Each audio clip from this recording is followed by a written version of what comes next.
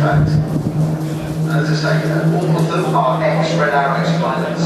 They've all done service with the RAF. They've all flown in battle as well. They have seen active service, some in the Gulf, and some of them in places like the Balkans and so on during that campaign. And they go up for the high split, and then the aircraft in the middle there. That's Andy Offer. If you saw him, you wouldn't think that he was a pilot, because he does look quite a chunky chap, it has to be said. But Andy Offer doing that spin there, where they really do pick up the G's, and it's very, very difficult, because these aircraft obviously, or the pilots, really do need to, they need to level out. They've done that sort of maneuver so that they can actually just sort themselves out and get their heads straight again, because although they do this a lot, they do just two big points. So there we go. The blades, helicopter team there, it's aerobatic team, not to be confused with the blades helicopter team, which you will often not see in America. We've seen pretty much the entire display from them, ladies and gentlemen, because one of the other displays that they do tend to go sometimes a little bit higher, and then the tunnels, for example, are a lot more dramatic as they fall completely out of the sky. But we do have a little bit of a low cloud base this afternoon. I can tell you though that the weather forecast is not too bad. There may be the odd shower just popping over us here at Silverstone today, but we will need to still slip some slot because the sun is out there. It is behind the cloud a little bit, to be honest. And you do need to be careful. Tomorrow we are looking at about 21 degrees in terms of sunshine, which will be very nice indeed. 20 degrees, 22 degrees, depending on which forecast you believe, whether it's the BBC or in fact the Met Office forecast.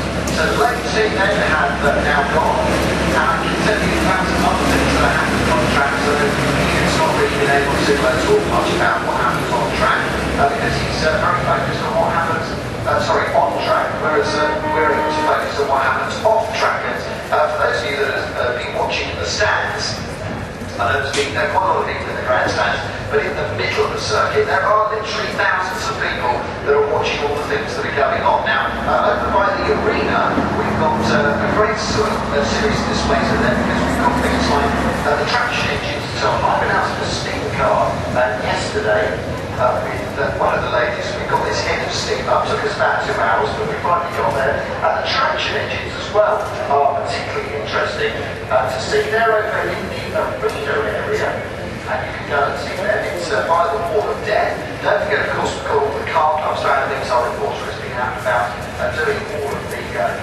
car clubs as well, so go see all of those. And a reminder that the auction starts at 5 o'clock today. And I know again, Ian's not really had a chance to talk much about the auction. We were able to catch up with him well a bit earlier, and hopefully we'll hear from him in just a minute. But the auction kicks off at, if you can say auction kicks off, the new Silverstone auction. It's over in the wing and it starts at 5 o'clock. There's some lovely, lovely stuff there, I have to say.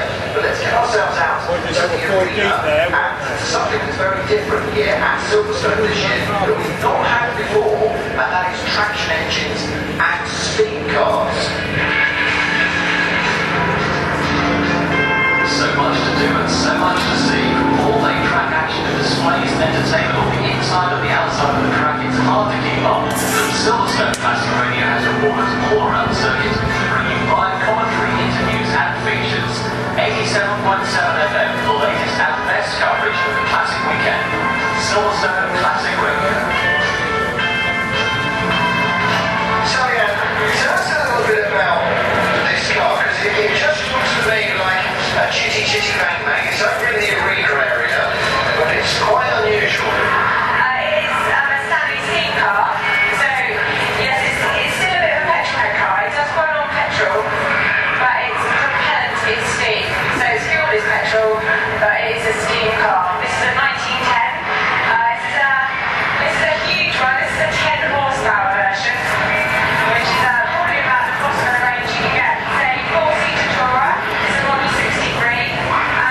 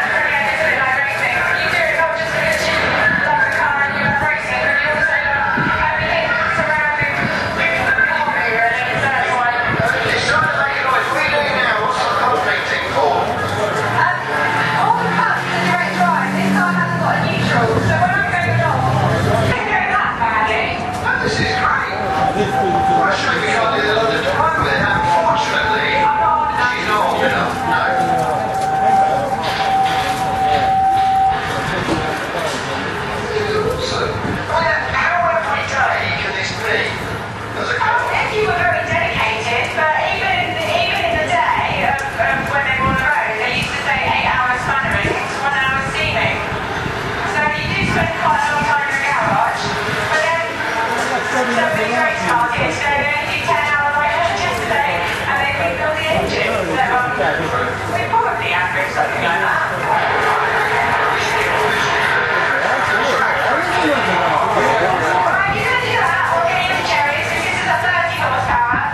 So whereas mine will do about 35 miles an hour, cherries, if you really wanted to, you need to be 80 or 90 miles an hour. Yeah, the 30 horsepower engine was the one that in 1904, he did the world record speed record, which was 127 miles an hour. They had 30 horsepower steam engine in basically an upturned canoe. I quite like mine this one. I can This is lovely. This is great because here we are on the Brewers Road at Silverstone, which to be fair is almost like the open road that it would be back in its heyday because there would have been very little traffic about there. I think we probably got them as a road surface. So again, the next day, the likelihood is that you would have all the speed because you would have been able to do it on the road surface. But Stanley Brothers said that if you could get in one of their cars and hold the regulator over for a full minute, I'm not sure I can, you can have the car for nothing. Because I feel like I'm on a shitty man back there, so we just need Jemima and the other little boys in the back. Fantastic. The wings, it's not the others, right?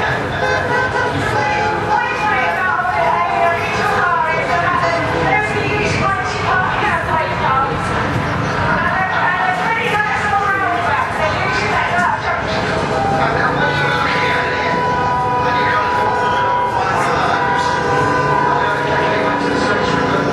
I mean, what were you outside the car? Easy advertising, exchange of margins, exactly, is it? No, they were brilliant, and the customers put us lovely, a lot of money, they've got cars, and they're more than happy to take apart their knowledge, and they have been absolutely brilliant. During his tour this weekend, best tour ever went on, he followed me about 10 behind the whole way around to check I didn't break down.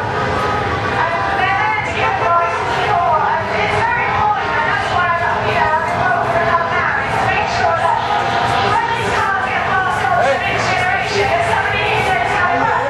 Oh, there you go. It's a great experience to see the car out. Well, you will go on this can you? The number of Jaguar E-types that are out there on track, a huge number of them. And I should imagine that Ian Titchmarsh is drooling over his salmon sandwich at the moment over these cars because really fantastic collection of them. The only big hotel, of course, they get great convenience for them and hopefully to achieve a